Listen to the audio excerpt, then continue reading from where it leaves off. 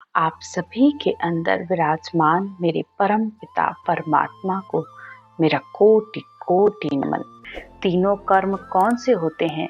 पहले होते हैं क्रियामान कर्म, जिसको हम वर्तमान में करते हैं।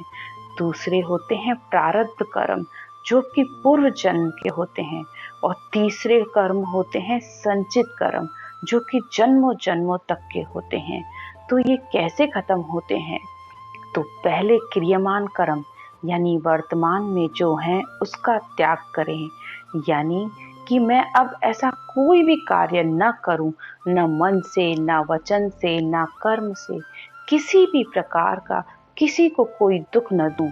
क्योंकि आत्मा जब भक्ति करने लगती है तो उसकी सबसे बड़ी इच्छा यही रहती है कि मैं इस संसार में परमात्मा की प्राप्ति के लिए आई हूँ, तो वही कार्य करूं, मेरे द्वारा किसी को भी कोई हानि ना हो। दूसरे प्रारब्ध कर्म, जो कि भोग कर खत्म होते हैं। तो जो आत्मा परमात्मा की भक्ति करते हुए चाहे सुख आए चाहे दुख आए, प्रारब्ध कर्म देही में ही भोग कर खत्म कर लूंगी।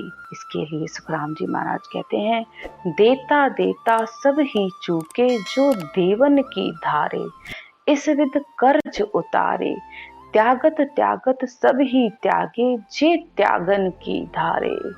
यानी संसार के जितने कर्म हैं, अगर आपको अपने कर्ज उतारने हैं तो देता देता, यानी वो सब देते देते ही चुकते होंगे।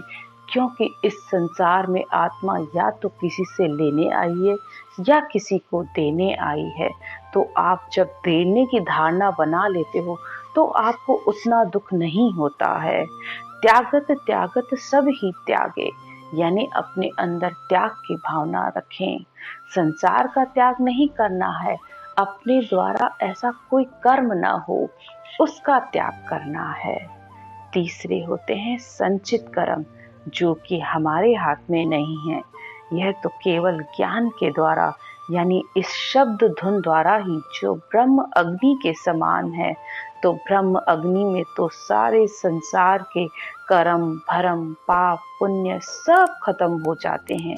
तो ये कर्म भी हमारे इसमें जल कर खाक हो जाते हैं।